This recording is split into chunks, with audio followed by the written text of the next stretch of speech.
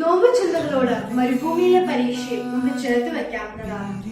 കല്ലുകൾ അപ്പമായി മാറാൻ ആജ്ഞാപിക്കുമ്പോൾ അവിടെ ഒരു മനുഷ്യന്റെ അടിസ്ഥാന ആവശ്യങ്ങളായ ആഹാരം, ജീവന നിലനിൽപ്പ്, ബലഹീനത ഇവയെല്ലാം ചൂഷണം ചെയ്യുവാനാണ് പ്രചോദകനായ പിശാച് പരിശ്രമിക്കുന്നത്.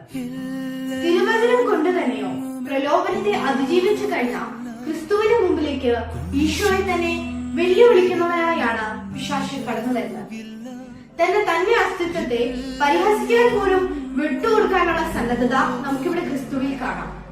ഇവിടെയും പ്രലോഭനത്തെ അതിജീവിച്ചു കഴിഞ്ഞ ക്രിസ്തുവിന് മുമ്പിലേക്ക് ഭൗതികത വെച്ചു നീട്ടുന്ന സമ്പത്തും അധികാരവും വാഗ്ദാനം ചെയ്തുകൊണ്ടാണ് പ്രലോഭനങ്ങൾ കടന്നു വരിക.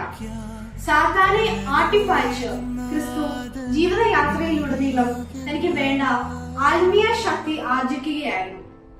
ജീവിതത്തിലെ പരുപരുത്ത രക്തത്തുള്ളികൾ പോലും വിയർപ്പൊഴുക്കുന്ന പ്രലോഭനങ്ങളുടെയും ജീവിതാനുഭവങ്ങളെയും നേരിടുവാനുള്ള കരുത്താണ് ഓരോ നോവും നമുക്ക് പ്രദാനം ചെയ്യുന്നത്.